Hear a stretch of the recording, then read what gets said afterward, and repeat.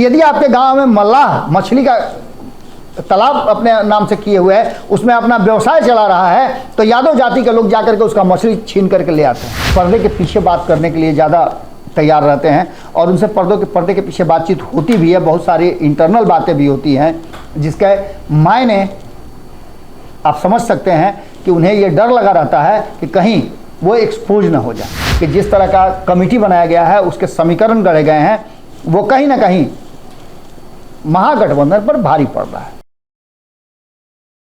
नमस्कार, बहुत बहुत अभिनंदन करते हैं आपका। भीतर की बात में हम एक ऐसी खबर लेकर के आए हैं, जो खबर आज से एक सप्ताह पहले हमने संभावना व्यक्त की थी कि अगर नीतीश कुमार और तेजस्वी यादव एक साथ रह गए तो 2024 के जो चुनाव हैं उसमें आंकड़ों के आधार पर, वोटिंग प्रतिशत के आधार पर जो मजबूत दिख रही है इंडिया गठबंधन, यानी नीतीश कुमार और तेजस्वी यादव के साथ वाली गठबंधन, हम बिहार की बात कर रहे हैं। तो बिहार में भारतीय जनता पार्टी कैसे पार पाएगी, उसके लिए हमने आपको एक समीकरण दिया था। हम बताएंगे कौन सा समीकरण था, आपको भी रिकॉल हो जाएगा। लेकिन अभी सबसे पहले हम आपको इतना ही बता देते हैं कि ये समीकरण इस तरह से फिट हुआ है। भारतीय जनता पार्टी का पहला दाव जो है, पहला ही तीर जो है निशाने पर बिल्कुल लगा है, और इस दाव को पूरी तरह से समझ गए हैं लालू प्रसाद। उनको समझ में आ गया है कि अब नीतीश कुमार के साथ रह करके उन्हें कैसे अपने आप को रखना है, या फिर नीतीश कुमार का साथ उनको महंगा पड़ने वाला है। इस बात को लेकर के अब बड़ी मंथन के लिए लालू प्रसाद दिल्ली रवाना हो गए हैं। आप सोच रहे हैं कि हम आज पूरे दिन लालू प्रसाद दिल्ली गए क्यों कह रहे हैं, तो बिहार की राजनीति अब दिल्ली से संचालित होना शुरू हो चुकी है। और जहां एक तरफ भारतीय जनता पार्टी का थिंक टैंक दिल्ली में बैठ करके एक मंथन के बाद एक ऐसा समीकरण लेकर के आया है, जो समीकरण नीतीश कुमार और तेजस्वी यादव की जोड़ी पर भारी पड़ने वाला है। ये बात लालू प्रसाद समझ गए हैं। उनको पता है कि वो तो उधर जा नहीं सकते हैं, नीतीश कुमार के लिए हमेशा विकल्प खुले रहते हैं, और नीतीश कुमार पिछले 18 साल से जो राजनीति कर रहे हैं उसमें अभी तक तेजस्वी यादव के लिए रास्ता क्लियर नहीं हुआ है। हमने आपको इससे पहले एक और बात बताई थी, 2020 के चुनाव से हम लगातार आपको बता रहे हैं कि भारतीय जनता पार्टी दूध की मक्खी की तरह नीतीश कुमार को बिहार की राजनीति से निकाल करके अलग रख देना चाहती है और खुद राष्ट्रीय जनता दल के साथ मुख्य लड़ाई में आना चाहती है, जिससे कि यह सुनिश्चित हो सके कि वो बिहार की गद्दी पर बैठेगी। अब तक उसके पास लटकन नीतीश कुमार थे। इसका पूरा इंतजाम हो गया। हमने आपको कल ही बताया था कि जिस तरह का कमेटी बनाया गया है, उसके समीकरण गढ़े गए हैं, वो कहीं ना कहीं महागठबंधन पर भारी पड़ रहा है। दूसरा सबसे महत्वपूर्ण बात हमने ये भी आपको बताया था कि सीट शेयरिंग का समझौता जो है वो सबसे बड़ा पेंच फंसाने वाला है, और ये बात अच्छी तरह से लालू प्रसाद भी जानते हैं, नीतीश कुमार भी जानते हैं, कांग्रेस भी जानती है, और वाम दल जो बिहार सरकार में शामिल है वो भी जानती है। अब आपको हम इस समीकरण की बात बताते हैं। जो 38 सदस्यीय भारतीय जनता पार्टी ने राज्य की टीम घोषित की है, उसमें इतना ज़्यादा ख्याल रखा गया है सब चीज़ का, और ख़ास करके जो वर्तमान परिस्थितियां बनी हैं नीतीश लालू वाली, उस परिस्थिति को बड़ी बारीकी से देखा गया है। इसमें सवर्णों को, इस 38 सदस्यीय में सवर्णों को 17 सीट दी गई है। हम विस्तृत भी इसकी जानकारी आपको देंगे। और जो पिछले हम एक सप्ताह से आपको लगातार बता रहे हैं, जिस समीकरण को बता रहे हैं, और जिस समीकरण के आधार पर हमने कहा था कि भारतीय जनता पार्टी उस पर एक्ट करेगी, बिल्कुल उसी अंदाज में सब हुआ है। और इसके साथ साथ आप निजी अखबारों को, आज जितने भी अखबार हैं, जितने भी रिनॉल्ड न्यूज़ चैनल हैं, वो सब इसी समीकरण पर बात कर रहे हैं जो एक सप्ताह पहले हमने आपको दिया था। इस समीकरण के आधार पर गैर यादवों को और जो महागठबंधन से छूटा हुआ वोट है, नाराज वोटर हैं, उनको अपने तरफ लाने की पूरी कोशिश की गई है। इसमें 17 सवर्णों को स्थान दिया गया है। कहा भी जाता है कि सवर्णों की पार्टी है भारतीय जनता पार्टी। इससे पहले कांग्रेस को कहा जाता है सवर्णों की पार्टी, लेकिन इसके साथ साथ पिछड़ा 10, अति पिछड़ा 8, अनुसूचित जाति 3 और यादव एकमात्र। इसका मतलब आप समझ गए होंगे। गैर यादव, अति पिछड़ा, और माफ कीजिएगा, गैर यादव, पिछड़ा और अति पिछड़ा, ये विशेष फोकस है। सवर्णों को विशेष फोकस किया गया है। वहीं अनुसूचित जाति को भी अपने कब्जे में रखने के लिए अलग अलग जातियों से प्रतिनिधित्व दिया गया है। इसका सीधा मतलब है कि भूरा बाल जो है वो भले ही उधर साफ हो जाए, लेकिन इधर उसे जोड़ा गया है, जिसमें भूमिहारों को 5, राजपूत 5, ब्राह्मण 7 और 1 कायस्थ को भी दिया गया है। अब ये पूरी कहानी इस तरह से कही जा रही है कि आने वाले 2024 और 25 के चुनाव में तब तक के लिए ये पूरा का पूरा टीम तैयार कर लिया गया है और ये टीम 2025 के चुनाव तक अपना कार्य करेगी। इसमें यादवों को 1 सीट देना इस बात की तरफ इशारा करता है कि भारतीय जनता पार्टी ने तय कर लिया है कि वो 27% जो ओबीसी वोट है उसमें से जो शेष बच जाते हैं गैर यादवों के, वो इधर उधर छटकने नहीं देगी और उसमें अलग अलग जातियों को दिया गया है प्रतिनिधित्व। हम आपको पूरी विस्तार से बताएंगे किस जाति के कितने लोग इसमें कमेटी में शामिल हैं, लेकिन उससे पहले जो हम आपसे बता रहे थे कि हम वोट का प्रतिशत जो आपके सामने रखे थे, उस वोट प्रतिशत के हिसाब से हमने आपको बताया था कि अति पिछड़ों का जो वोट बैंक है, पिछड़ों का वोट बैंक है, वो सारा मिला जुला करके कहाँ जा रहा है। हमने आपको 2 वर्ग बांटे थे, जिसमें एनडीए और इंडिया। सवर्णों के वोट हमने बताए थे कि 15% हैं, जिसमें से 10% वोट जाता हुआ दिखाई दे रहा था। इस आंकड़े के बाद आपको बता दें, एक और इंटरनल बात आपको बता दें कि भारतीय जनता पार्टी हो या अन्य दल हो, राष्ट्रीय जनता दल हो, जदयू हो, जदयू के बहुत सारे ऐसे नेता हैं जो सामने से नहीं पर्दे के पीछे बात करने के लिए ज़्यादा तैयार रहते हैं और उनसे पर्दे के पीछे बातचीत होती भी है। बहुत सारी इंटरनल बातें भी होती हैं जिसके मायने आप समझ सकते हैं कि उन्हें ये डर लगा रहता है कि कहीं वो एक्सपोज ना हो जाए। इसलिए बहुत सारे नेता हैं जो बात करते हैं और बहुत सारे ऐसी बात भी करते हैं जो पार्टी के भीतर चल रहा है। उसी तरह से भारतीय जनता पार्टी का भी जो प्रतिनिधि मंडल है, जो काम करने वाले लोग हैं, कर्ता धर्ता हैं, उनसे भी बात होती है। चिराग पासवान से की पार्टी से भी बात होती है। बिहार में जितनी भी एक्टिव पार्टियां हैं, चाहे वो हिंदुस्तानी आवाम पार्टी हो, राष्ट्रीय जनता दल हो, इन सभी से बात होती है, कांग्रेस से बात होती है। और इसके आधार पर जो हमने वर्गीकरण किया था बिहार में कि वोट प्रतिशत का क्या होगा, उसमें हमने आपको बताया था कि सवर्णों के 15% वोट, लमसम बात कर रहे हैं, 15% वोट में से 10% एनडीए गठबंधन को और 5% इंडिया गठबंधन को जा सकता है, अगर भारतीय जनता पार्टी इन सवर्णों को पूरा प्रतिनिधित्व नहीं देती है, जिसके लिए वो काफ़ी समय से इंतजार कर रहे हैं कि हमें प्रतिनिधित्व कब मिलेगा, क्योंकि भारतीय जनता पार्टी भी अति पिछड़ों और पिछड़ों पर जाकर के टिक गई है। तो ऐसी स्थिति में भारतीय जनता पार्टी का ये जो खाका खींचा गया है, जिसमें सवर्णों के कई चेहरे जो जाने जाते हैं, बिहार की राजनीति में जाने माने चेहरे हैं, उनको स्थान दिया गया है। राजेंद्र सिंह का नाम आपने सुना ही होगा। कभी झारखंड में भारतीय जनता पार्टी का परचम लहराने वाले, सरकार बनवाने वाले और बिहार के मुख्यमंत्री के कैंडिडेट माने जाते थे। इतना ज़्यादा उन पर भरोसा था भारतीय जनता पार्टी को कि आप समझ नहीं सकते हैं।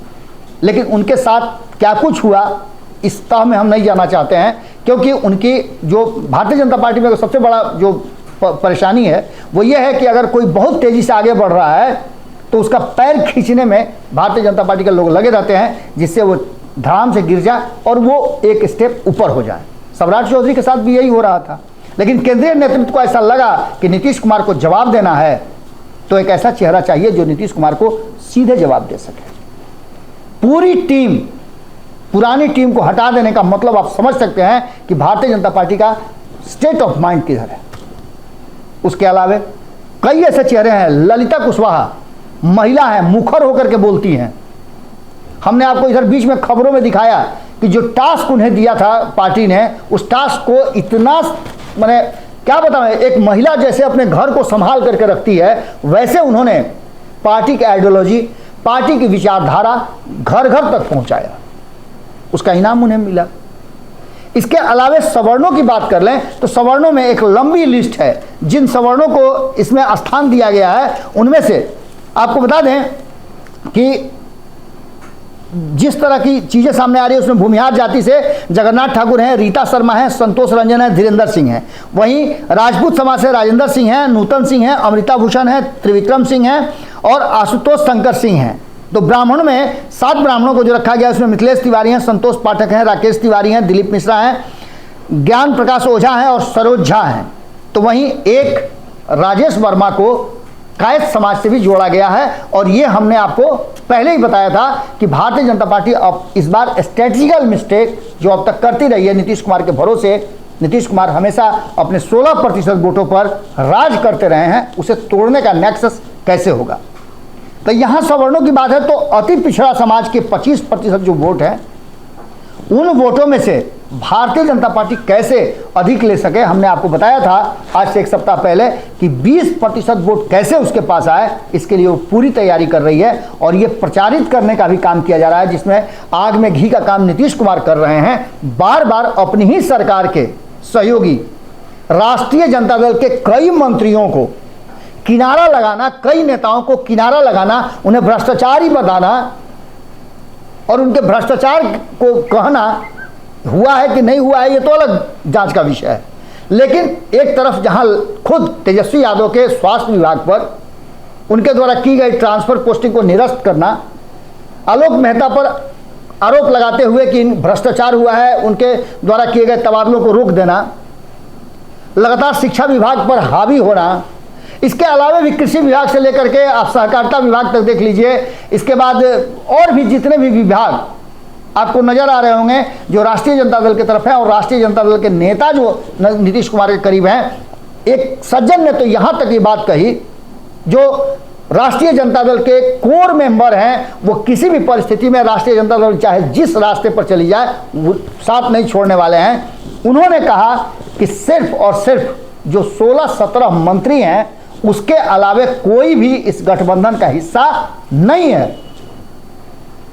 भारतीय जनता पार्टी को ऐसे में मौका मिल गया और वो अति पिछड़ों के वोट पर अपना कब्जा जमाने के लिए, और ये जो नीतीश कुमार का व्यवहार है उससे उसे बल मिला कि उसने ये प्रचारित कर दिया कि यादवों के द्वारा ही प्रताड़ित किए जाते हैं ओबीसी के अन्य जाति के लोग और अति पिछड़ा समाज के लोग।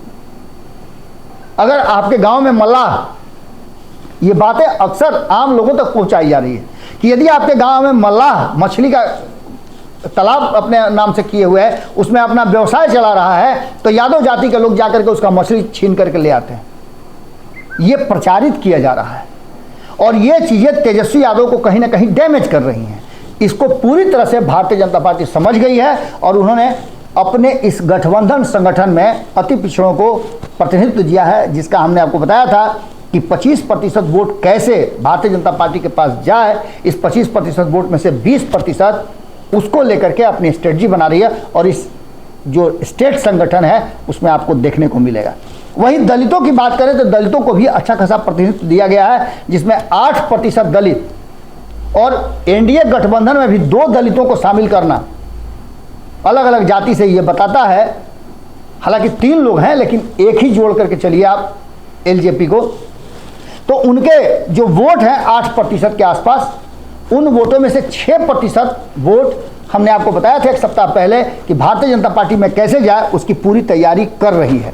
तो वहीं आपको बता दें कि पिछड़ा समाज के वोटों में से अब तक जो स्थिति है कि पिछड़ा समाज का जो वोट है 31%, उस वोट में से 16% तो वोट सीधे आप देख रहे हैं कि जा रहा है यादवों का। इसके अलावे इस वोट में सेंधमारी कैसे की जाए, तो पिछड़ा समाज के अन्य जातियों को अपने तरफ गोलबंद कराने के लिए इस कमेटी में जगह दिया गया है और इसकी संख्या हमने आपको बताया था कि किस तरह से इस पूरे संख्या बल में सब कुछ फिट चल रहा है। इस पूरी कहानी में एक कहानी और आपको नजर आएगी कि जिसमें अलग अलग जाति के लोगों को प्रतिनिधित्व दिया गया है और यादवों के अलावे पिछड़ा समाज को 10 सीटें दी गई हैं। अब इसका सीधा मतलब है कि भारतीय जनता पार्टी क्या करना चाहती है, इस 31% वोटों में से अधिकांश वोट उनके पास कैसे जाएं, इसकी तैयारी शुरू की है। हमने आज से 1 सप्ताह पहले बताया था कि अगर समीकरण नहीं बन पाता है तो 6% वोट मिलेगा 31% में से एनडीए को और बाकी के शेष 25% जो वोट हैं वो महागठबंधन की तरफ जाएंगे और यहीं आकर के मामला अटकता हुआ नजर आ रहा है। मुस्लिम समाज का टोटल वोट अगर देखा जाए तो उधर जा रहा है, लेकिन उस वोट में एक नई सेंधमारी शुरू हो गई है कि वो वोट ओवैसी के आने से लालू प्रसाद के खेमे से छिटक रहा है। तो ऐसी स्थिति में जो 16% का वोट है उसमें से 0.11% अगर मान लिया जाए कि शाहनवाज हुसैन जैसे लोगों के कारण आ जाता है, तो बाकी 10 से 20% वोट जो कहा जा रहा है कि 10% से ज़्यादा, मतलब टोटल वोट का 16% जो है उसका अगर देख लिया जाए तो उसका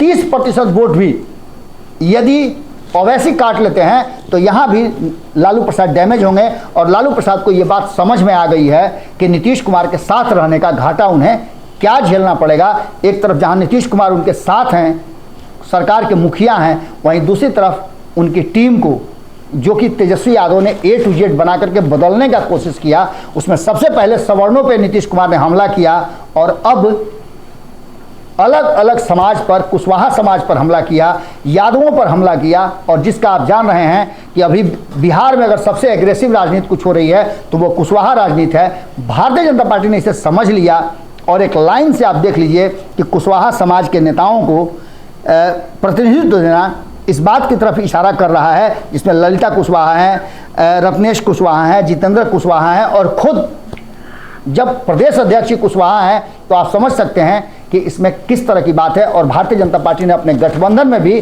उपेंद्र कुशवाहा को शामिल किया है। ये दर्शाता है कि लालू प्रसाद का अलर्ट होना कहीं से कोई गलत नहीं है। और इस बार भाजपा के निशाना जैसे ही साधा है, वैसे ही नीतीश से पहले लालू अलर्ट हो गए हैं और दिल्ली में बैठ करके वो एक नई स्ट्रेटजी बना रहे हैं, जिसके तहत आगे की रणनीति आपको बहुत जल्द देखने को मिल सकती है। जुड़े रहिए भारत लाइव के साथ। भीतर की बात में हम आपसे यही विदा लेते हैं। बहुत बहुत धन्यवाद। अगर ये वीडियो पसंद आई और वह बिहार के राजनीति और बिहारियत से सरोकार रखेनी तो सब्सक्राइब बटन दबा के चैनल के सब्सक्राइब कर ली। ओजे एगो घंटी बा, ओकरा बटन दबा देला से कुल सटीक और मारक खबर रुआ मुफ्त में मिल जाई।